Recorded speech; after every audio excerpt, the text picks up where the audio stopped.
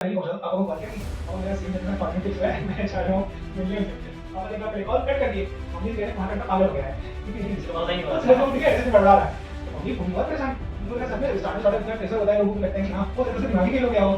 फिर मम्मी ने कॉल कर दिया, मम्मी बताया पापा को बताया मैं जा रहा हूँ। जब मैं मिल के आया तो सामने बताया मम्मी ने अपना सिम दो। हाँ मिल गया होगा, हाँ वो तो आसानी है। तो एक वो बाकी और बहुत सारे ऐसे किसी आप जल्दी से हमारे चैनल को सब्सक्राइब कर दें। और आज मैं आया हूँ प्रयागराज के आईटी पार्क में। यहाँ पर बहुत सारे स्टार्टअप कंपनियों के सीईओ एंड फाउंडर रहते हैं। हमारे आज के गेस्ट है भानु प्रताप सिंह, जिन्होंने कैशक्राई कंपनी की स्थापना की और ये अपना प्रयागराज से एक अपना स्टार्टअप रन कर रहे हैं। इन्होंने फिनटेक इंडस्ट्री में अपना नया यूनिक आइडिया लेकर आए हैं, जो कि ऑफलाइन और ऑनलाइन दोनों ही मार्केट में चलता है। सबसे खास बात तो इनकी ये है कि ये नॉन टेक्निकल होकर भी आईटी कंपनी चला रहे हैं। तो ज़्यादा समय की बर्बादी ना करते हुए सीधा इनके पास आते हैं और शुरू करते हैं। तो हाँ भानु जी, आप अपना एक छोटा सा इंट्रोडक्शन दे दें। तो थैंक यू अभिषेक जी, आपने अपने शो में मुझे आमंत्रित किया। और जैसा कि आपने नाम इंट्रोडक्शन कंपनी के बारे में तो दे दिया है, तो मेरा नाम भानु प्रताप सिंह है और मैं फाउंडर एंड सीईओ हूँ कैशक्राई का, जो कि हम लोग प्रयागराज बेस्ड हैं। प्रयागराज में STPI बिल्डिंग NIT के बगल में यहाँ पे ऑफिस ऑपरेट करते हैं हम लोग। सो हमारा जो कॉन्सेप्ट है कैशक्राई, सो इसकी टैगलाइन है जैसा आप ऊपर देख रहे होंगे, सपनों की बचत। तो इससे आपको आइडिया लग गया होगा कि हम क्या करते हैं, हम क्या सर्विस प्रोवाइड करते हैं। सो हमारी कंपनी इंडिया में ऐसी कंपनी है जो लोगों को पैसे और उनका समय बचाती है, और अभी तक हम लोगों ने 28 लाख रुपीज लोगों के बचा के उनके बैंक अकाउंट में वापस किए हैं। सो ये प्रोसेस हाउ इट वर्क्स, काम कैसे करता है। तो हमारा एक एप्लीकेशन है जिसमें हमने क्या किया, इंडिया में अभी तीन कैटेगरी एड ऑन करी है अपने एप्लीकेशन में। जैसे आप हमारा ऐप इंस्टॉल करते हैं तो आपको 3 टाइप्स की कैटेगरी शो होती है, एक ऑनलाइन, दूसरा ऑफलाइन है, तीसरा गिफ्ट कार्ड। तो इसमें हमने क्या किया कि इंडिया में एक सबसे बड़ी प्रॉब्लम है कि आज के टाइम पे कि बहुत सी ई कॉमर्स कंपनियां हैं, तो जिसमें फ्लिपकार्ट है, मिंत्रा भी है, और हम सभी कभी ना कभी यहाँ से सामान कुछ भी प्रोडक्ट बाई करते हैं तो वो चीप मिलता है, वहाँ पे महंगा मिलता है, यहाँ पे ज़्यादा सस्ता मिलता है। तो ये एक सबसे बड़ी इंडिया में प्रॉब्लम है, क्योंकि डे बाई डे बहुत सारी ई कॉमर्स कंपनियां आ रही हैं, कॉम्पिटिशन भी उस लेवल का है। तो हमने सोचा क्यों ना एक ऐसा प्लेटफॉर्म बनाया जाए जो इन सबको कंपेयर कर सके। तो हमने वन ऑन वन इन सारी कंपनियों से टाई अप किया, जिसमें फ्लिपकार्ट, मिंत्रा, जोबोंग, टाटा क्लिक, के सारी कंपनियों को, और इनकी एपीआई लेके एक एप्लीकेशन में इंटीग्रेट किया। तो जैसे आप हमारा ऐप इंस्टॉल करते हैं, ऑनलाइन टैब पे आपने क्लिक किया तो आपको सारी ई कॉमर्स कंपनियों का एक्सेस मिल जाता है। तो जिसमें सिर्फ online shopping, hotel booking, flight booking, जितनी भी कंपनियां उनका एक्सेस मिलता है। तो एक बात होगी कि आपको एक ही ऐप में सारे ऐप रखने हैं। दूसरा आपके लिए बेनिफिट क्या हुआ कि एज इट इज फ्लिपकार्ट से आप कुछ भी बाई करो, लाइक ये 40,000 का लैपटॉप आपको लेना है तो फ्लिपकार्ट से आपको 40,000 का पड़ता है, आप जो भी पेमेंट मेथड यूज करते हो। बट यही आप कैशक्राई के थ्रू फ्लिपकार्ट से ऑर्डर करते हो, पड़ेगा आपको सेम प्राइस का, बट उस पर हम आपको 2,000 rupees as a real cashback आपके सीधे बैंक अकाउंट में देते हैं। ये प्रोसेस वर्क करता है अफिलिएट मार्केटिंग के थ्रू। तो इसमें हमने टाई अप किया, उसमें लिंक में हमारा अफिलिएट लिंक लगा होता है फ्लिपकार्ट में, तो फ्लिपकार्ट को ये इन्फॉर्म होता है कि ये सेम भानु या कैशक्राई के थ्रू हुई है। तो हमको एक सर्टेन अमाउंट सक्सेस फी देते हैं, जिसका 80% हम कस्टमर्स को ही कैशबैक के फॉर्म में उनके डायरेक्ट बैंक अकाउंट में दे देते हैं। एंड सेकेंड थिंग ये तो हो गया कि आप लोग जो भी व्यूअर होंगे उसमें से बहुत से लोग ऑनलाइन शॉपिंग करते होंगे, बहुत से लोग होंगे जो नहीं करते होंगे। तो हम सभी ऑफलाइन शॉपिंग में भी इंटरेस्ट रखते हैं, मॉल्स में जाते हैं, पैंटालून जाते हैं, लुइस फिलिपी जाते हैं, शॉपिंग करते हैं। तो रिसेंटली अभी कैशक्राई ने इंडिया में 180 कंपनियों से टाई अप किया है, जिसमें हम इंडिया में गिफ्ट कार्ड को, हम कभी ना कभी पेटीएम, फोन पे से गिफ्ट कार्ड बाय किए होंगे, तो हम गिफ्ट कार्ड को पेमेंट सोल्यूशन में लेके आ रहे हैं। लेट्स सपोज आप पैंटालून स्टोर पे हैं और आपका बिल 5,000 होता है, तो आपने हमारे ही ऐप में गिफ्ट कार्ड सेक्शन में गए, पैंटालून सर्च किया और वहां पे बिल अमाउंट 5,000 आपने एंटर किया, हमने इंस्टेंट उसको 10% लेस कर दिया 4,500। तो आपने 4,500 हमें पेमेंट किया और इंस्टेंट हम आपको एक वाउचर और पिन जनरेट करके दे देते हैं, जो कि आउटलेट पे आप बोलते हैं कि हम ये पेमेंट गिफ्ट कार्ड के थ्रू करेंगे। तो आपको 10% कैशक्राई ने इंस्टेंट सेविंग कर दी।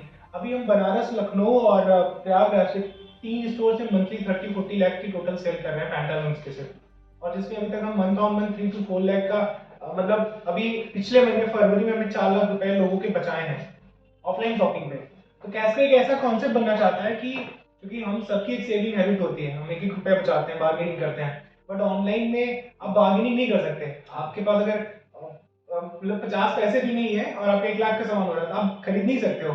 तो उस एक सेविंग हैबिट को हम इंडियंस की जो है उसके लिए हम लोग ये प्लेटफॉर्म क्रिएट कर रहे हैं, क्योंकि इंडिया में अभी मार्केट साइज इसका बहुत बड़ा है और ये प्रॉब्लम आने आने ही वाली है। तो जैसे अगर आप डेवलप कंट्रीज को देखते हो, यूएस हो गया, यूके हो गया, तो वहाँ पे आप ऐसी कंपनियों को आप 80% यूजर यूज करते हुए मतलब पाओगे। इंडिया में क्या है, अभी वो 10% भी मार्केट नहीं है, लोगों में अवेयरनेस की कमी है। और दूसरा, अभी यहाँ पे जो अडॉप्शन नहीं हुआ था, जो प्राइम मिनिस्टर का एक कॉन्सेप्ट है डिजिटल इंडिया, और अभी तो रूरल एरिया को आपके इससे फाइबर ऑप्टिकल केबल से कनेक्ट किया जा रहा है। तो एक आने वाले टाइम में बहुत बड़ा स्कोप है कैस्क्राई के लिए भी, और कैस्क्राई की जैसी और भी कंपनियां आती हैं इस मार्केट में, तो वो है क्योंकि इंडिया में मार्केट साइज बहुत बड़ा है। यहाँ पे कंपटीशन ना देखो आप, यहाँ मार्केट देखो। अभी तो इंटरनेट यूजर और भी बढ़ने वाले हैं। इंटरनेट यूजर और भी बढ़ने वाले हैं। अभी तो मैं बोलता हूँ कि जो बिलियन डॉलर की कंपनियां हैं, स्विगी, जोमेटो, या फिर बहुत बड़ी बड़ी जो सर्विस बेस्ड कंपनियां हैं, ये आप सोचो कि अभी सिर्फ कहती है कि मैं तो 280 शहरों में हूँ इंडिया के, गांव तो लाखों में है यहाँ पे। तो आप सोचो जिस दिन गांव कनेक्ट हुए, क्या आपको नहीं लगता कि गांव में स्मार्टफोन नहीं है? गांव में स्मार्टफोन भी है। क्या बैंकिंग कैपेसिटी उनकी नहीं बढ़ रही है? बढ़ रही है, लोग खरीद रहे हैं। आप जाके गांव में भी रहन सहन देखो तो लोगों का एक चेंज हो रहा है, वो भी शहर के जैसा जीना चाहते हैं, वो भी वो सर्विस अवेल करना चाहते हैं। तो आप सोचो कि कितना बड़ा मार्केट होने वाला है। और इंडिया में तो वैसे भी कहते हैं कि आप बड़ी बड़ी सिटीज को भी ले लो तो साउथ अलग हो गया, नॉर्थ अलग हो गया, दोनों अलग कंट्री हो जाती हैं। यहाँ का कंज्यूमर बिहेवियर दूसरा है, वहाँ का दूसरा है। तो मार्केट असीमित है। और दूसरा, इससे बेटर टाइम नहीं मिलेगा आपको स्टार्टअप स्टार्ट करने का, क्योंकि गवर्नमेंट भी सपोर्ट फुली कर रही है। तो ये तो हो गया पूरा एक इनिशियल डिस्कशन जो मैं बता रहा था कैस्क्री के बारे में, ज्यादा मैं डीप में घुस गया। सो कैस्क्री का बेसिकली कॉन्सेप्ट है। और हम लोग ये दो तो कैटेगरी होगी, कोई ऑनलाइन शॉपिंग करता है, ऑफलाइन करता है, तो हमारा एप्लीकेशन यूज कर सकता है। सेकंड थर्ड कैटेगरी इसका तो हम लोग डेमो दिखा देंगे अपना एप्लीकेशन में डेमो दिखा देंगे। मान लो दोस्तों आप पैंटालून शॉपिंग करने गए, वहां पर अपने मनपसंद का सारा सामान लिया, और जब बिलिंग का टाइम आया तो बिल आपको कैश नहीं करना है। आपको सबसे पहले अपने प्ले स्टोर पे जाके कैश का ऐप इंस्टॉल करना पड़ेगा और उसे ओपन करके वहां से पैंटालून्स का गिफ्ट कार्ड बाय करना पड़ेगा, जो कि 10% डिस्काउंट पे मिलेगा। तो मान लो आपका 3000 का बिल बनता है ना, तो आपको सिर्फ 2700 रुपए ही पेमेंट करना पड़ेगा। और सिर्फ पैंटालून्स ही नहीं, पैंटालून्स के जैसे 150 से ज्यादा ब्रांड आपको इस एप्लीकेशन में मिल जाएंगे, जहां सेम प्रोसेस पैन इंडिया करके आप अमाउंट सेव कर सकते हो। भैया ये तो बात हो गई ऑफलाइन शॉपिंग के दौरान सेविंग की। अब आप online shopping, hotel booking, flight booking भी इस ऐप के थ्रू कर सकते हो, जहां पे आपको बहुत सारी वेबसाइट्स लिस्टेड मिल जाएंगी, और पेमेंट के बाद तुरंत कैशबैक आपके कैश के वॉलेट में सबमिट हो जाएगा, जहां से वो आप अपने सीधे बैंक अकाउंट में भेज सकते हो। है ना कमाल? थर्ड कैटेगरी है, हम लोग प्रयागराज बेस्ड हैं, तो हमने लोकेशन वाइज उसमें ये कैटेगरी इनेबल की है। जैसे आप हमारा ऐप इंस्टॉल करते हैं, लोकेशन फिक्स करता है, फिर उसमें आपको अगर प्रयागराज में तीनों कैटेगरी दिखती है। तो हम लोगों ने एक जो प्रॉब्लम स्टेटमेंट देखी छोटे शहरों में, टीयर 2 टीयर 3 सिटी में, जो यहाँ की कोचिंग इंस्टीट्यूट है, आज भी उनके पास पेमेंट सोल्यूशन लैग करता है। उनके पास कोई पेमेंट सोल्यूशन ऐसा नहीं है कि कोई स्टूडेंट अगर एडमिशन लेने आ रहा है, 10,000 रुपये कोचिंग फी है, तो उनके पास कोई ऑप्शन नहीं कि EMI, finance, debit card EMI, no cost EMI, कोई ऑप्शन नहीं है कि वो उसके थ्रू पेमेंट एक्सेप्ट कर सकें। जो भी है, जो भी उनको मतलब जो बड़ी बड़ी कोचिंग है उनको प्रोवाइड की, उनके एमडीआर चार्जेस ज्यादा हैं, इंडिविजुअल कोई कोचिंग किसी बैंक से टाइप कर नहीं सकता है। तो कैस्क्राई उनके लिए भी एक ब्रिज का काम कर रहा है, और हमने यहाँ पे मोर देन 20+ कोचिंग ऑनबोर्ड करी है, जिनका एडमिशन कैस्क्राई के थ्रू होता है। तो यहाँ पे कोचिंग ओनर को ये बेनिफिट होता है कि उसका जो पहले एडमिशन प्रोसेस था 10,000 की, वो बार बार पार्ट में मतलब नोटिफिकेशन भेजता था या बार बार स्टूडेंट को बोलता था कि पेमेंट करो। तो अब वो पेमेंट कैस्क्राई पे छोड़ दिया उसने। स्टूडेंट को सारे ऑप्शन मिल गए कि वो अगर 10,000 की फी है तो ईएमआई पे भी पेमेंट कर दे रहा है, एंड बैंक का भी यहाँ पे बिजनेस बनता है, बैंक 1-2% डिडक्ट करके पूरा का पूरा पैसा कोचिंग ओनर को दे देती है। तो यहाँ पे दोनों तीनों के लिए विन विन सिचुएशन है। हमारे लिए कि हमारे पास एक ट्रैफिक सोर्स बढ़ रहा है, एक हम नए सेगमेंट में इंटर कर रहे हैं। तो इसमें भी हमने देखा मार्केट बहुत बड़ा है, और छोटे छोटे शहर ऐसे बहुत बड़ा गेम चेंजिंग साबित हो सकते हैं। ज्यादातर स्टूडेंट के पास तो अभी स्टार्टिंग में उन लोग के पास इनकम का सोर्स नहीं रहता है, तो उनको तो बैंक या एनबीएफसी तो लोन देती नहीं है, तो फिर ये कैसे उनको ईएमआई पे मिल जाएगा? देखिए, अभी मैं बोलूँ, आप 12th में हो, आपके पास स्मार्टफोन है 10,000 का, आपने कैसे लिया है? अमेजोन, फ्लिपकार्ट पे सारे ऑप्शन मिलते हैं। क्या आपके पास था? आपने पापा का क्रेडिट कार्ड यूज किया, मम्मी का किया है, डेबिट कार्ड किया है, तो एडमिशन पे आप क्यों नहीं कर सकते हो? और मोस्टली कोई भी स्टूडेंट पढ़ने आता है तो वो थोड़ी पैसे अर्न कर रहा है जो पढ़ने जा रहा है, तो फैमिली से सपोर्ट से आता है ना। तो फैमिली का आप credit card, debit card use करो। मैं आपको बता रहा हूँ, अभी यहाँ पे एक श्रीवास्तव कॉमर्स कोचिंग है, सो हमने उनको जब से अराउंड किया अपने प्लेटफॉर्म पे, तो उनके पास ये रिस्पॉन्स था। तो मैंने उनको बोला कि सर आपके यहाँ 100 एडमिशन अगर होते हैं तो 10 तो उसमें से आते हैं, वहां से रेशियो में 30% का है। मतलब बच्चों को जब ऑप्शन दिखा, उनके फैमिली वालों को भी दिखा, उनके पास क्रेडिट कार्ड है, उसको यूज करने पर उनको रिवॉर्ड और सारी चीजें मिलते हैं, तो उनके लिए भी इजी था। कोचिंग ओनर को ये सबसे अच्छा लगा कि 10,000 की फी पहले वो 4 महीने में पाते थे, जिसमें बार बार उनको बोलना भी पड़ता था, बहुत से बच्चे पैसे लेके भग भी जाते थे, नहीं देते थे। अब क्या उन्होंने ईएमआई पे किया, बैंक ने 200 रुपये कट करके 9800 रुपये उनको दे दिए, तो उनकी भी टेंशन घटा, वो फुल फोकस उनको स्टडी पे फोकस करना है। तो अभी हम लोग कुछ अपना खुद का प्लेटफॉर्म डेवलप कर रहे हैं आईसीआईसी बैंक के साथ में मिलकर। ये आपने बोला कि अभी आपके एप्लीकेशन में 3 तरह की कैटेगरी है, तो 3 तरह की कैटेगरी कौन कौन सी है?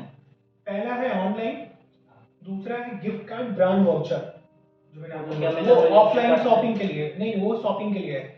यहाँ पे कंफ्यूज नहीं होना है कि ऑनलाइन शॉपिंग का हो गया कि ऑनलाइन आपने टैब पे क्लिक किया तो ऑनलाइन ई कॉमर्स कंपनियां सारी एक्सेस मिल गया आपको एक ही ऐप में। गिफ्ट कार्ड पे क्या मिला, गिफ्ट कार्ड पे सारे ब्रांड मिल गए आपको। जो ऑनलाइन वाले ऑनलाइन की बात करते हैं, ऑनलाइन जो हम अमेजन या फ्लिपकार्ट जो वाउचर देते हैं, उनके वाउचर भी खरीद सकते हैं क्या वहाँ से कैश प्राइस से?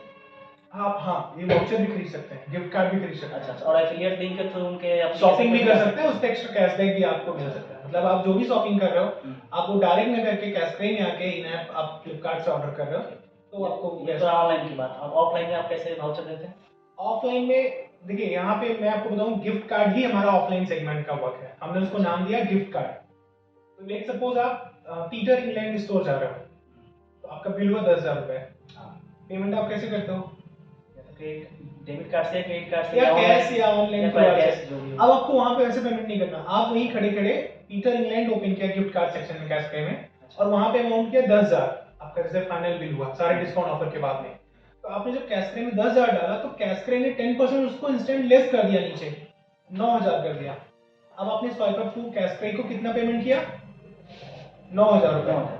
हमने आपको क्या दिया? 10,000 का वाउचर दे दिया, वो कोड और पिन। तो आप जब दिखाते हो, उनकी बिलिंग सिस्टम है, हमारा ऑलरेडी बिलिंग सिस्टम है, पैन इंडिया सारे स्टोर्स पे है। तो उन्होंने जब बिलिंग में अपना एंटर किया वो कोड पिन, तो उनको 10,000 वहाँ पे शो हुआ और आपका चेकआउट हो गया। यानी कस्टमर के जेब से 9,000 ही निकल रहा है। 9,000 ही निकल रहा है। तो फिर ये कस्टमर को जो 1,000 रुपीज का वो जो फायदा होगा, आपको कैसे फायदा होगा? ये हमें फायदा हुआ, ये हम ना तो अपनी जेब से ना अपने घर से देते हैं, ये हमने पीटर इंग्लैंड से टाई अप किया, आदित्य बिरला के सारे ब्रांड से। सो प्रीपेड गिफ्ट कार्ड का एक सिंपल सा फंडा है, ये भी एक मार्केटिंग का जरिया होता है। तो इसमें कंपनियां क्या करती हैं कि लेट सपोज आप पीटर इंग्लैंड हो, हमने बोला सर मैं आपका एक दिन में 1 करोड़ की सेल कराऊंगा और आप मेरे को कितना डिस्काउंट दोगे? तो उन्होंने बोला कि हम आपको 15% डिस्काउंट देंगे, 1 ईयर पे 15 लाख मेरे को देंगे। अब मैंने उनको पहले पैसे दे दिए ब्रांड को, तो ब्रांड तो सिक्योर हो गया ना, मेरी तो सेल होनी है। हमने क्या किया, उसको बिजनेस मॉडल में कन्वर्ट कर दिया। ये कोई नया तरीका नहीं, बहुत इनोवेटिव नहीं है कि इंडिया में हम लोगों ने कुछ नया कर दिया। अदर कंट्रियों में ये बहुत ही जे कर्व लेवल पे बढ़ रहा है पिछले 3-4 सालों से। फॉरेन में ऐसे बिजनेस बहुत ही ज्यादा चल रहा है, बहुत ही ज्यादा चल रहे हैं। अभी अगर मैं बात करूं, यूके में तो स्टारबक्स का अनयूज गिफ्ट कार्ड का मार्केट, उसके जो रेवेन्यू थे $140 मिलियन का था। मतलब बहुत से लोग क्या होते हैं जो वाउचर बाई के लिए उसको यूज ही नहीं किया, या फिर पार्शियल रिडेम्पशन था, उसको नहीं कर पाए, तो वो सेगमेंट था। तो इंडिया में वो मार्केट बहुत बढ़ने वाला, सारी कंपनियां जानती हैं, तभी इस प्रोसेस को उन्होंने अलाउ किया हुआ है। तो इंडिया में अभी ऑफलाइन के तो जरिए अभी तो कोई भी कंपनी नहीं दिख रही है, या कंपनियां कुछ हैं किसमें? ऑफलाइन गिफ्ट कार्ड सेगमेंट में। ऑफलाइन गिफ्ट कार्ड सेक्शन में कई कंपनियां हैं, तो सबका प्रोसेस अलग है। मैं आपको बोलूं, इंडिया में देखिए रेवेन्यू बढ़ाने के लिए सारी कंपनियां क्या करती हैं, वो ज्यादा से ज्यादा प्रॉफिट अर्न करने के लिए एक कहा जाता है कि कस्टमर को हम घुमाएं कैसे। बहुत सी कंपनियां कॉइन देती हैं, आइडिया यूनिक रहना चाहिए। हमारा एक सिंपल सा यूनिक है, हम आपको घुमाएंगे नहीं, आप हमारा प्लेटफॉर्म यूज कर रहे हो तो हम आपसे कुछ पैसे भी नहीं ले रहे हैं, आप हमारा प्लेटफॉर्म यूज कर रहे हो तो वहाँ पे बिजनेस हो रहा है। और बिजनेस का जो भी परसेंटेज हम आपको डिस्काउंट या कैशबैक के फॉर्म में दे रहे हैं, वो डायरेक्ट आप अपने बैंक में यूज कर सकते हो। दोस्तों यही बात तो यहाँ पे यूनिक लगी, इसी बात पे सब लाइक कर दीजिए इस वीडियो को। तो भानु जी, आप अपने स्टार्टअप कंपनी को तो बहुत अच्छे से रन कर रहे हैं, तो आपने बैकग्राउंड के बारे में बताइए कि आप मतलब कहाँ से हैं, कैसे आपने बचपन की पढ़ाई करी और क्या कॉलेज में मतलब कैसे पढ़ाई किया? बचपन की पढ़ाई जो इनिशियल थी वो गांव से हुई, गवर्नमेंट स्कूल से, एंड फिर उसके बाद इंटरमीडिएट प्रतापगढ़ से हुआ, बगल में एक सिटी है। एंड फिर मैं बैचलर ऑफ कॉमर्स में एडमिशन लिया, इलाहाबाद आ गया सीए करने के लिए। तो एक इंटर के बाद एक सनक थी माइंड में कि सीए करना है। एंड फिर गांव से निकला लड़का, फिर यहाँ पे आने पे तो आप ऊपर भले वहाँ पे रहो, बट यहाँ पे तो आप नीचे हो जाते हो। नीचे इन द सेंस कि आपको वो बचपन से वो एक्सपोजर नहीं मिला है ना, तो आपके लिए सब चीज़ें नई होती हैं। तो मैं फिर आके सीए दिलो जान से कभी बाहर नहीं रहा था, अकेले रहा, फिर उसको ट्राई किया, बट उसमें भी 4 अटेम्प्ट मैंने दिए, हर बार कभी मैथ में कभी इकोनॉमिक्स में माइनस में मार्किंग चली जाती थी, तो वो क्लियर तो हुआ नहीं। बट फिर तब तक मेरा ग्रेजुएशन कंप्लीट हुआ, 17 में 16 में स्टार्टअप इंडिया लॉन्च हुआ। स्टार्टअप इंडिया प्राइम मिनिस्टर ने लॉन्च किया, तो एक वो लहर दौड़ी। और उस टाइम पे कुछ नए, देखो कोई भी बिजनेस करते हैं या फिर आप सीए करते हो या आईएएस करते हो तो किसी को रोल मॉडल मानते हो। इन्होंने आईएएस किया, मैं भी आईएएस करूंगा, मैं भी क्लियर करूंगा। और किसी किसी घर में देखोगा एक लोग आईएएस बनते हैं तो 4 लोग और बन जाते हैं। तो आपके रोल मॉडल कौन से थे? हमारे रोल मॉडल कई लोग थे। मैं एक इंडिया बुल्स के हैं संदीप गहलोत, मैं उनको मानता हूँ। उनकी भी बायोग्राफी काफी टाइम से मैं उनको फॉलो भी कर रहा हूँ बचपन से। और दूसरा एक ओयो के फाउंडर थे रितेश। तो रितेश ने इंडिया में एक जो स्टार्टअप कल्चर का होता है, मैं अपनी बात नहीं बता रहा हूँ, दूसरे लोगों की भी बात बता रहा हूँ, मम्मी पापा की बात। तो मम्मी पापा ने बोला वो लड़का कर सकता है, ये भी कर सकता है।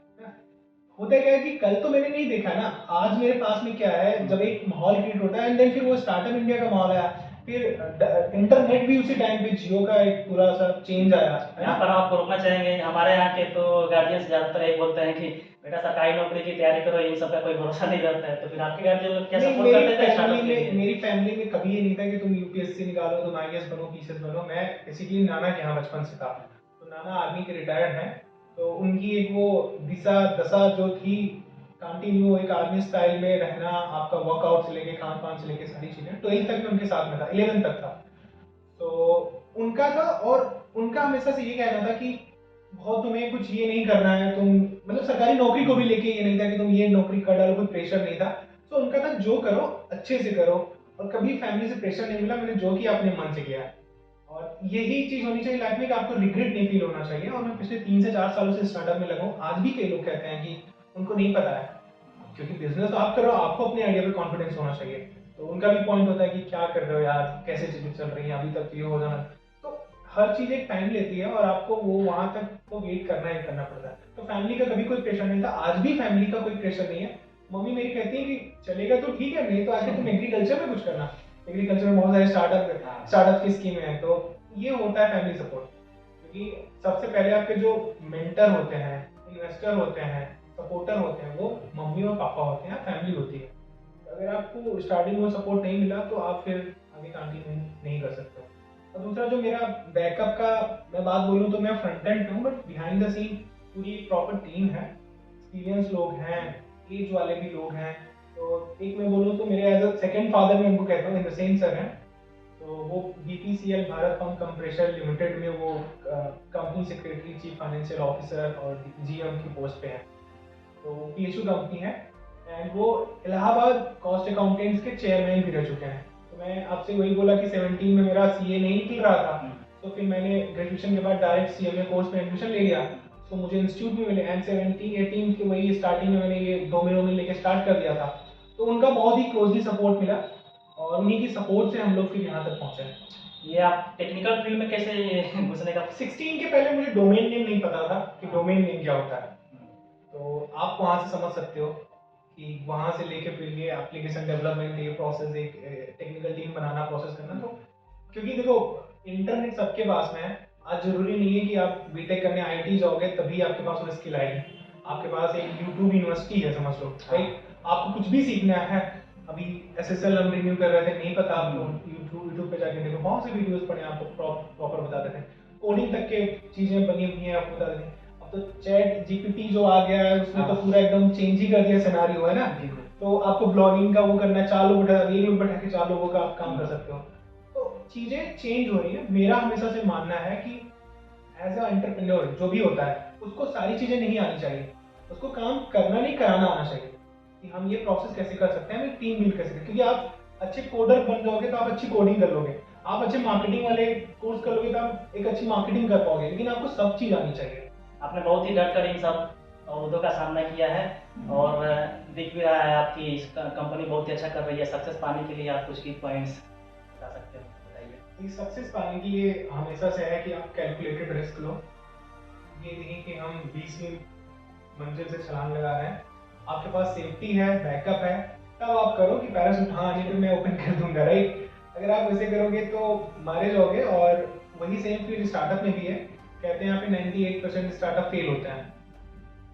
तो उसमें कुछ में क्लियरिटी नहीं होती है। मैं बहुत लोगों का नाम भी नहीं लूंगा, मैंने बहुत लोगों को ऐसे भी देखा जो स्टार्टअप कर रहे हैं, वो यूपीएससी की तैयारी भी कर रहे हैं, स्टार्टअप भी कर रहे हैं। तो आपको एक चीज पे फोकस होना पड़ेगा, आपको यूपीएससी करना है तो यूपीएससी पे फोकस होना पड़ेगा, तभी यूपीएससी निकलेगा। आपको स्टार्टअप करना है तब स्टार्टअप फोकस करना पड़ेगा। दूसरा आपको है कि पेशेंस होना बहुत जरूरी है। अगर आप पेशेंस नहीं रख पा रहे हो तो आप नहीं चल सकते, क्योंकि स्टार्टअप ऐसी चीज़ है ना, कल किसी ने नहीं देखा है, कल को फंडिंग भी मिल सकती है, फंडिंग नहीं भी मिल सकती है। तो हम लोगों ने जब किया तो ये था कि फंडिंग उठा लेंगे, फंडिंग उठा लेंगे। फंडिंग आज तक भी हमने बूटस्ट्रैप है, कुछ गवर्नमेंट ग्रांट वगैरह हम लोग को मिली। फंडिंग से याद आया कि आपने फंडिंग लेने के लिए भी आपका एक शानदार किस्सा रहा है, थोड़ा आप शेयर करें तो। कैसा किस्सा? ये जो आपने गवर्नमेंट से फंडिंग ली तो हाँ, कैसे गवर्नमेंट का ये वो था। सो मैंने जब 2018 में एक इन्वेस्टर समिट हुई थी यूपी में, तो हम लोग उसमें, मैं और मेरा को फाउंडर ऋषभ सिंह, दोनों लोग गए थे। तो वहाँ पे हम लोगों ने देखा कि हर स्टेट में पॉलिसी बनी स्टार्टअप से रिलेटेड। तो उनकी पॉलिसी थी, फिर हम लोग कनेक्ट किए एंड फिर इंक्यूबेट भी हुए इंक्यूबेशन सेंटर में, यूपी गवर्नमेंट के रिकॉग्नाइज में। तो वहाँ से काफ़ी सारा प्रोसेस चला प्रेजेंटेशन का। तो उसमें डिफरेंट डिफरेंट इंडस्ट्रीज के आईएएस अफसर थे जो प्रिंसिपल सेक्रेटरी होते हैं उनके सामने। तो वहाँ से अप्रूवल मिलने के बाद फिर गवर्नमेंट का फंड मिला। फिर उसी बहाने हम लोग 2 बार सीएम सर से भी मिलने का मौका मिला। तो वो ग्रांट मिला, और वो ग्रांट मिलने के बाद 10 लाख रुपीस का ग्रांट था, नॉन इक्विटी, जिसको कहते हैं फ्री का पैसा। बट फ्री का पैसा नहीं था, बहुत मेहनत का पैसा था। सबसे बड़ी बात तो ये है कि किसी इन्वेस्टर के पास नहीं जाकर इनको इक्विटी नहीं देना पड़ा। हाँ, इक्विटी नहीं देना पड़ा। एंड वो फंड मिला, उस फंड से हम लोगों ने, क्योंकि 10 लाख बहुत नहीं होता लेकिन बहुत बहुत होता है पैसा स्टार्टिंग में, तो बहुत स्टार्टिंग में। तो वो काफी इंप्रूवमेंट लेके आया। तो इनिशियल जो टीम बिल्डिंग, एप्लीकेशन बिल्ड करने का, उससे वहाँ पे बहुत हेल्प मिली। तो वो गवर्नमेंट से, यूपी गवर्नमेंट से हम लोग को हेल्प मिली।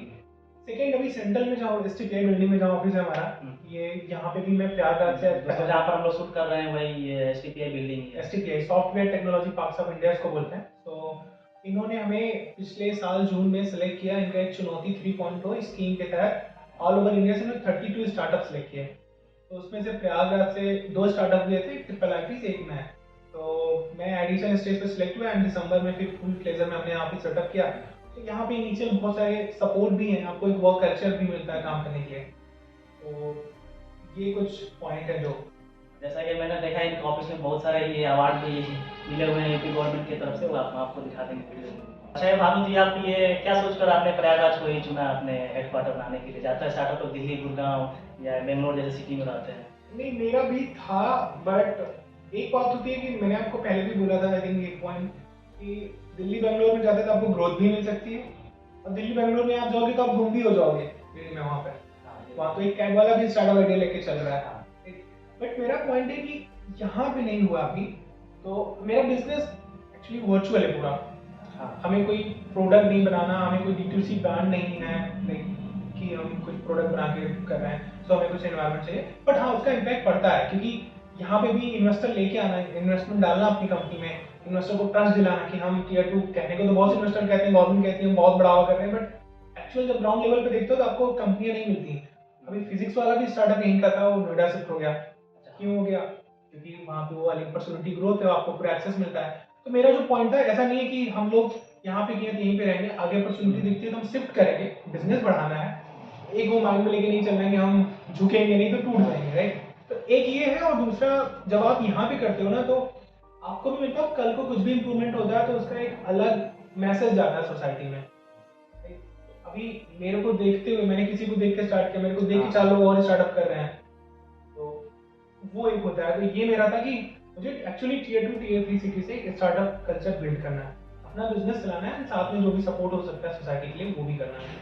बिल्कुल, यही बात तो होना चाहिए, यही तो हमारे इंडिया को और मजबूत बनाता है।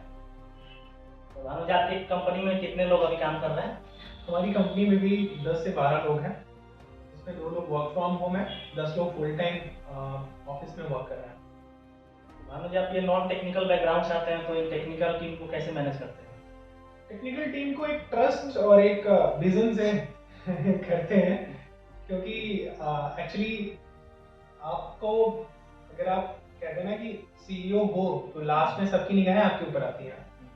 वो कंपनी में छोटा एम्प्लॉय हो, बड़ा एम्प्लॉय हो, सीनियर पर्सन हो, जूनियर पर्सन हो, सिर्फ बॉस तो आप ही हो ना कि ये इसका सोल्यूशन निकालो। तो जो मैंने बोला, ट्रस्ट और एक विजन से आती है। तो जो टेक्निकल टीम भी है वो इनिशियल, उनकी भी खुद की IT फर्म थी, फिर उसमें जो एक्सपीरियंस पर्सन थे हमने उनको एज CTO बनाया अपनी कंपनी में। तो हमारी ऑडियंस में से कोई भी इनकी टीम में ज्वाइन होना चाहता है तो उसके लिए क्या प्रोसेस है? उसके लिए प्रोसेस सिंपल सा है कि कंपनी बहुत बड़ी नहीं बट विजन बहुत बड़े हैं, और अभी आप जुड़ेंगे तो क्योंकि मेरा क्या मानना है कि आप अकेले सब चीज़ को आगे नहीं बढ़ा सकते ना, एक एक्चुअल राइट और कॉन्फिडेंस जो टीम होती है वही आपको आगे बढ़ाती है। तो पैसे तो नहीं है, बट हाँ यहाँ पे वो कहते हैं ना, एक कौन सा ऐड आया था, आई थिंक सुशांत सिंह राजपूत का, कि पैसे तो नहीं बट हिस्सेदारी जरूर मिलेगी। अच्छा हाँ, पूरे तो साथ ही हाँ। मिलेंगे, नहीं तो नीचे हाँ। गिरेंगे। तो सेम कॉन्सेप्ट यहाँ पे भी है, हिस्सेदारी मिलेगी, इक्विटी मिलेगी। इक्विटी मिलेगी। तो आपने ये कैश कराई ये जो भी पूरी तरह से टेक्निकल है, इसको आपने बनवाया कैसे? ये इनिशियल पे पहले मैंने टेक टीम ढूंढी थी, पुणे के डेवलपर्स थे, सो वो यूएई शिफ्ट हो गए वहाँ पे, जैसे यहाँ बिग बास्केट है, गुड बास्केट की टीम को लीड कर रहे हैं। एंड सेकेंड थिंग, फिर जब वो वहाँ पे शिफ्ट हुए तो मुझे डेवलपर्स एक्चुअली चाहिए था जो एक्सपीरियंस बंदे हो, क्योंकि आपको इतनी ब्रांड से कोऑर्डिनेट करना, कांटेक्ट करना, उनकी एपीआई बिल्ड करके इंस्टेंट पेमेंट कराना और वो एक्सेप्ट कराना स्टोर्स पे पैन इंडिया, तो वो एक इम्पॉसिबल काम होता है, राइट? तो विदाउट एक्सपीरियंस टीम का आप वो काम नहीं कर सकते हो। सो उसके लिए फिर मैंने कुछ ऐसे रिसोर्स के थ्रू सर्च किया, तो मुझे एक्चुअल टीम मिली जो फुली कॉन्फिडेंट भी है, एक्सपीरियंस भी है, और उनका जो एक वर्क पोर्टफोलियो भी था, मैंने प्रीवियस देखा तो बहुत सारे उनके फॉरेन के वर्क भी थे जो उन्होंने डन किए, तो मुझे एक इंटरेस्ट दिखा एंड फिर मैंने उनको भी एक वो विजन दिखा के एंड फुल टाइम कंपनी में लेके आया। अच्छा, मान लो आपको ये जो फंडिंग मिली हुई है, ये तो मेरे को नहीं लगता कि ज़्यादा दिन तक चल पाएगी, तो आपके इसको और भी फंडिंग उठाने के लिए आपकी क्या स्ट्रेटजी है? फंडिंग उठाने की स्ट्रेटजी हमारी कंटिन्यू है, बट फंडिंग उठाने की स्ट्रेटजी से पहले हम लोग 2-3 चीजें अपने आप को चेक करते हैं।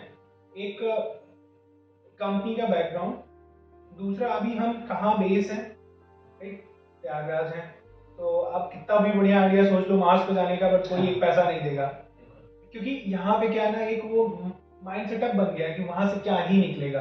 तो अभी हमारे पास में क्या है कि हम प्रूफ ऑफ कॉन्सेप्ट बनाए, मिनिमम वायबल प्रोडक्ट बनाए, ट्रैक्शन लेके आए, जो कि अभी तक हम लोगों ने किया। लास्ट 3 मंथ में हमने 80 लाख का ग्रॉस रेवेन्यू किया है गिफ्ट कार्ड वाले बिजनेस से। अब हमारे पास ट्रैक्शन और नंबर है, एंड रिसेंटली अभी कुछ हमने डेमो डे भी दिया इन्वेस्टर्स के सामने, डिफरेंट वीसी फॉर्म थी, एंजल इन्वेस्टर थे, सो उसमें कई सारे इन्वेस्टर इंटरेस्ट भी लिए हैं। फिर हमने अभी अपनी वैल्यूएशन भी कराई है कंपनी की रजिस्टर वैल्यूअर से। कुछ यूएस यूके बेस्ड भी इन्वेस्टर टच किए, वो भी फंड डालने के लिए बोले, बट होता क्या है कि आप इनिशियल डेज में फंड लेने जाओगे तो आप इन्वेस्टर की टर्म्स एंड कंडीशन मानोगे। यहाँ ये कहने का नहीं कि हम अपनी टर्म्स एंड कंडीशन ही बनवाएंगे, बट वहाँ पे फिर आपको झुकना पड़ता है। और वो क्या होता है कि आज आपने कोई छोटी सी गलती करी ना, तो कल को बहुत बड़ी सरदर्द बनेगी। इनकेस बिजनेस नहीं चलता तो आप एक बिजनेस नहीं चला, बंद हुआ, आप बाहर निकल आए, कल को बिजनेस चला और उस पॉइंट पे गया एंड फिर उधर से कुछ क्लैशेस आए, जैसे अभी कुछ इन्वेस्टर थे तो वो कुछ इनकी ऐसी टर्म्स एंड कंडीशन थी जो होता है ना कि मैं आपको अगर जॉब पे रखूं, बोलूं 20,000 दूंगा, आपको 4 साल रहना है मेरी कंपनी में, ठीक है? तो वो तो होगी बंधुआ मजदूरी जिसको कहते हैं। हम एंटरप्रेन्योरशिप में कहते हैं कि हम जॉब नहीं करेंगे, हम ये नहीं करेंगे, हम खुद का बिजनेस चलाएंगे, ठीक है? लेकिन नहीं, यहाँ पे ऐसा नहीं होता है। आप इन्वेस्टर के पैसे ले गया तो आप इन्वेस्टर की वो हो गए, इन्वेस्टर आपका बॉस हो गया, आप उसके एक तरह से गुलामी कर रहे हो। हाँ वो ठीक है, और वो उसने पैसा भी लगाया तो उसका एक भी वो होता भी है पॉइंट करने का, बट यहाँ पे तो पैसा इसलिए लगाया कि उसको प्रॉफिट चाहिए। तो अभी ऐसा पॉइंट नहीं था। और फिर हमारे पास ट्रैक्शन नंबर, अब हम लोग ट्राई कर रहे हैं फुल प्लेजर में कि फंड एक रेस करने का, और जल्दी हम लोग एक अच्छा खासा अमाउंट फंड भी रेस करने वाले हैं।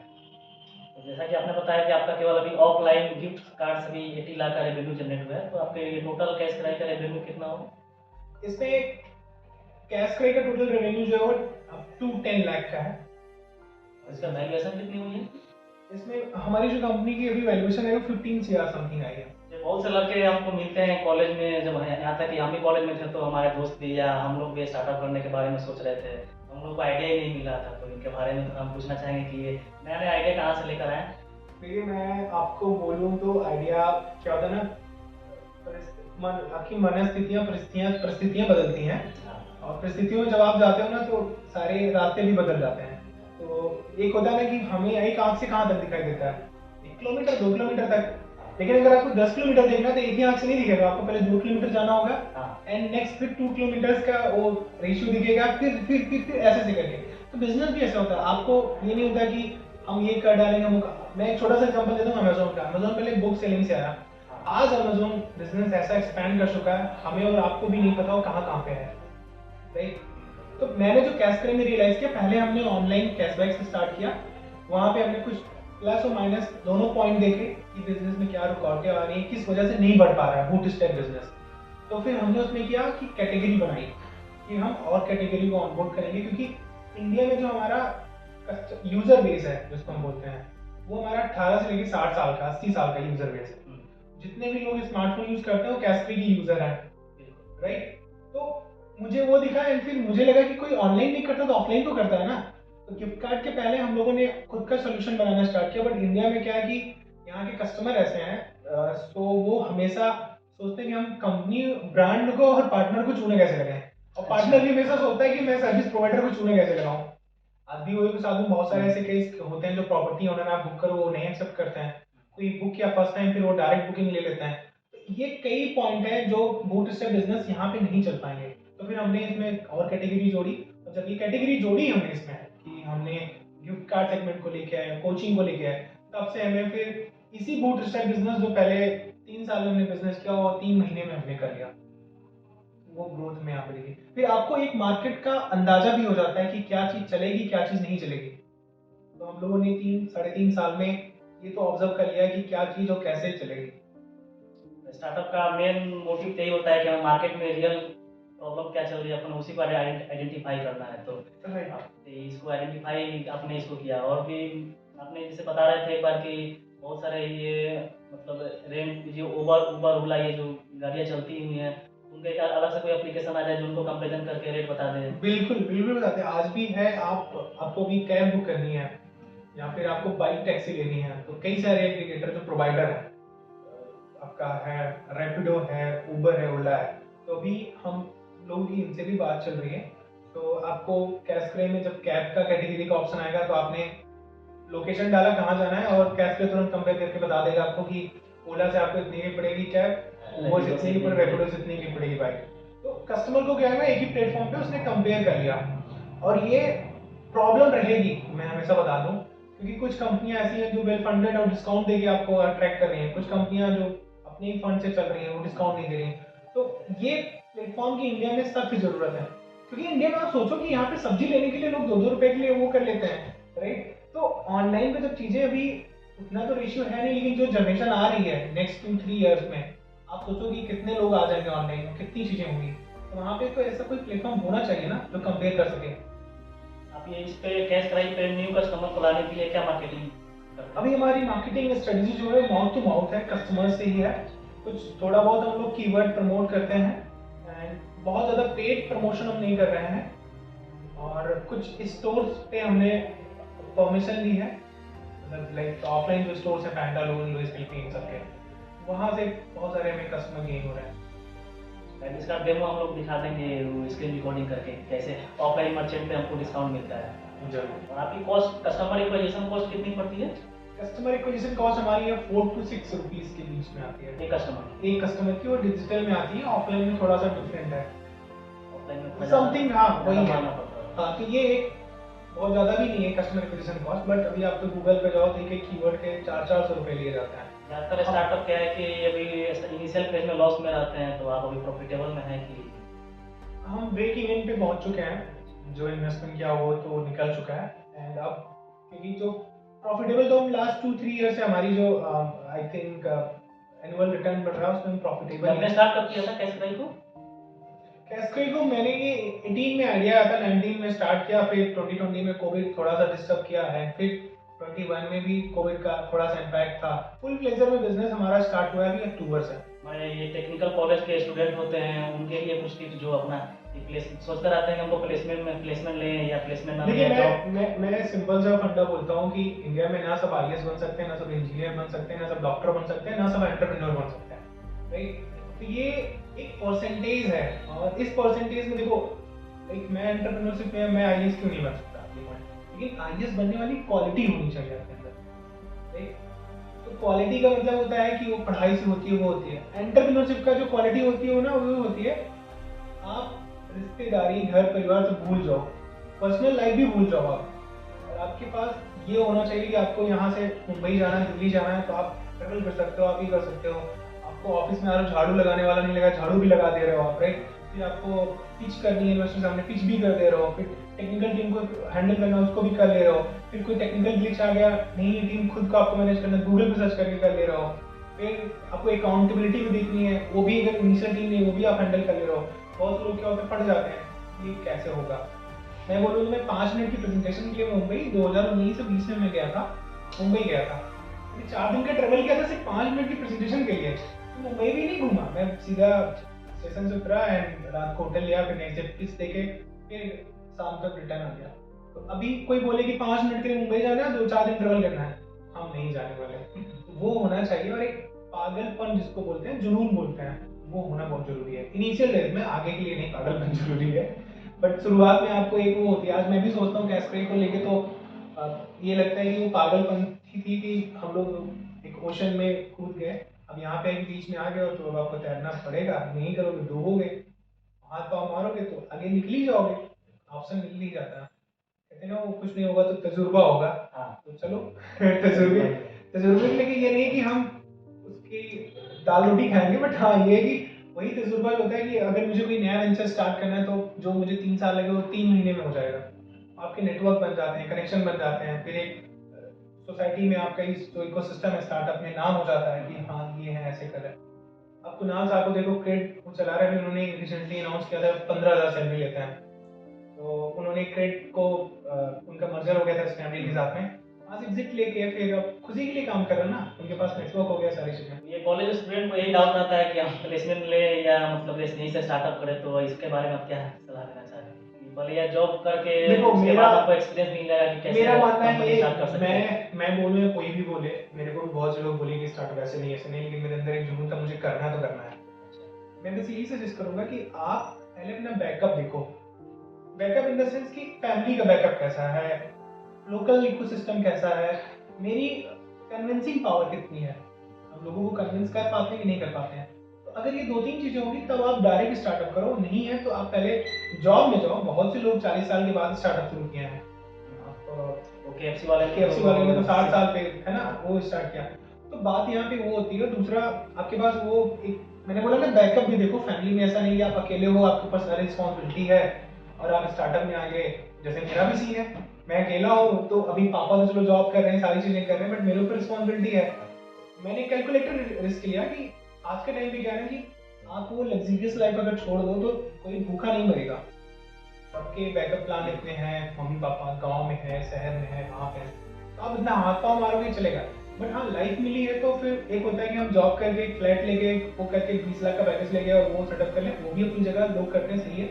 लेकिन आपको एंटरप्रेन्योरशिप वो करता है ना, आपकी जिंदगी नहीं, आपकी पीढ़ियां बदल देता है 3-4, राइट। और एक इकोसिस्टम में चेंज लेके आता है कि आप ये चीजों को ऐसे करो। आज हम लोग, मैं बहुत नहीं कहता हूँ चेंज लेके, बट हमने लगभग 30-40 लाख लोगों के बचा के उनके पैसे वापस किए।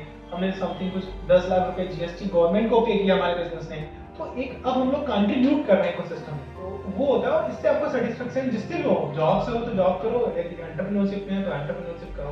बट यही देखो कि हम किसी को देख के कि कोई स्टार्टअप कर रहा है उसमें घुस जाए तो फिर वो गलत होता है। ये आपको स्टार्टअप रन करते टाइम आपको बहुत से तजुर्बे मिले होंगे, उनमें से आप जिंदगी के कुछ रोचक किस्से आप शेयर करना चाहें हमारे ऑडियंस को तो बता सकते हैं। रोचक किस्से कई रहे हैं। हम लोग का एक था पहला रोचक किस्सा कि यूपी गवर्नमेंट से हमारा फंड अप्रूव हो गया। जैसा कहा जाता है कि गवर्नमेंट से पैसे लेना बहुत इम्पॉसिबल होता है और करप्ट है, ये प्रोसेस है वो प्रोसेस, बट अब धीरे धीरे चीजें चेंज हो रही है, बट अभी है सिस्टम में वो पॉइंट। तो मेरा भी फंड ऐसे रुका तो मुझे मिल नहीं रहा था। तो एक रितेश सक्सेना सर है, इनोवेशन हब टीवी के इनोवेशन मैनेजर है वो, ऑल ओवर यूपी का। तो मेरा उनसे काफी एक फैमिलियर रिलेशन है, तो उन्होंने बहुत मेरी हेल्प करी यहाँ तक पहुँचने में। तो उन्होंने मुझे सीएम रेसिडेंस का मेल और कॉन्टेक्ट डिटेल दिया, तो मैंने एक लेटर ड्राफ्ट किया और मैंने 4 अक्टूबर को, 4 नहीं वो सितंबर का 28 सितंबर 2020 को मैंने वो मेल डाल दिया सीएम सर को। तो 2 दिन का बाद 3-4 दिन बाद रात को 12 बजे के लगभग कॉल आता है कि मॉर्निंग में आपका क्या बोलते हैं अपॉइंटमेंट फिक्स हुआ सीएम सर के साथ में, शाम को इवनिंग में 4:36 पे आपको आना है। तो वो एक सपना था कि कैसे अपॉइंटमेंट मिल गया वो लेटर में लिखा था मैंने उस वे में, तो उसके बिहाफ पे मिला। तो रोचक किस्सा कैसे को मैं बता रहा हूँ, मैं रात भर सो नहीं पाया। फिर मैं सुबह बस पे यहाँ बैठ के, जो सबसे फर्स्ट वाली बस थी, मैं यहाँ से निकला लखनऊ के लिए और सुबह 6 बजे मैं रायबरेली पहुंचा। पापा को कॉल किया कि पापा मेरा सीएम सर के साथ अपॉइंटमेंट फिक्स हुआ है, मैं चाह रहा हूँ मिलने उनसे। पापा ने एक बार पहले कॉल कट कर दिए, मम्मी से कह रहे तुम्हारा लड़का पागल हो गया है, किसी को भरोसा ही नहीं हो रहा, सुबह उठ के ऐसे से बड़बड़ा रहा है। तो मम्मी और परेशान, उनको लगा सच में स्टार्टअप इतना प्रेशर होता है, लोगों को लगता है कि हाँ हो सकता है उसका दिमाग ही फेल हो गया हो। फिर मम्मी ने कॉल किया, मैंने कहा मम्मी हुआ है, पापा को बता दूँ मैं जा रहा हूँ। जब मैं मिल के आया तो शाम को बताया तो उन्होंने बोला अपना रिसिप्ट दो, मैंने को व्हाट्सएप पे भेजा, कहते हाँ यार हाँ मिल गया होगा, हाँ वो तो आसान ही है। तो एक वो किस्सा था, बाकी और बहुत सारे ऐसे किस्से हुए हैं जो कंटिन्यू हैं, बहुत से भी हैं, बहुत से किस्से ऐसे हैं जो बताने लायक नहीं। अच्छा भानु जी, ये कैश प्राइस कंपनी बहुत ही अच्छा कर रही है और इसे हम फ्यूचर में और ग्रोथ और एक्सपेंशन को लेकर आप क्या करना ग्रोथ और एक्सपेंशन को लेके हमारा भी ये सोचना है कि हम इसको ग्लोबली ले जाएं, राइट। बट अभी क्या है कि आपके, मैंने क्या बोला ना कि वो करने के लिए हम सोच तो बहुत कर सकते हैं, बट जो रिसोर्स हैं, जो हमारे पास प्रोसेस है, उस पर हम क्या कर सकते हैं। तो अभी हमारा है कि हम यूपी के लगभग जो टियर 2 टियर 3 सिटी हैं उसको कवर अप करें। हमारा टारगेट है कि हम पहले यूपी को ही कवर अप करें, क्योंकि यूपी ही अपने आप में कंट्री है। यहीं पे अगर आपने मार्केट कर लिया तो $1 बिलियन का बिजनेस आपका यूपी से बन सकता है। यहीं पे करोड़ों यूजर है, करोड़ों यूजर है। और आप कोई भी बिजनेस लेके देख लो, कोई भी मूवी बनती है तो उनका फोकस होता है यूपी और बिहार, क्योंकि उनको पता है कि बिजनेस यहीं से आने वाला है। यहाँ तक कि नेताओं का भी फोकस रहता है यूपी और आप देख लो 8-9 कितने प्रधानमंत्री हुए हैं यूपी से, तो आप वो पॉइंट देखो कि कितना बड़ा यहाँ का वो है। तो अभी हमारा फोकस यही है, एंड इसके बाद फिर आगे जैसे टीम बढ़ती है, फंड आता है, क्योंकि आगे एक्सपीरियंस लोग हमें चाहिए। मैं एक चीज सोच सकता हूँ, उसको बिल्ड करा सकता हूँ, लेकिन मार्केट करने के लिए एक्चुअली आपको एक्सपीरियंस लोग चाहिए, उसके लिए भी प्रोसेस चल रहा है। सो जैसे जैसी चीजें आगे बढ़ती हैं फिर हम लोग उसमें मूव ऑन करेंगे। Thank you so much Bhanu ji, आपसे बातें करके बहुत ही अच्छा लगा और आपने हमारे ऑडियंस को बहुत ही अच्छे तरीके से गाइड किया। Thank you so much, thank you. तो इसके लिए आपको दिल से शुक्रिया।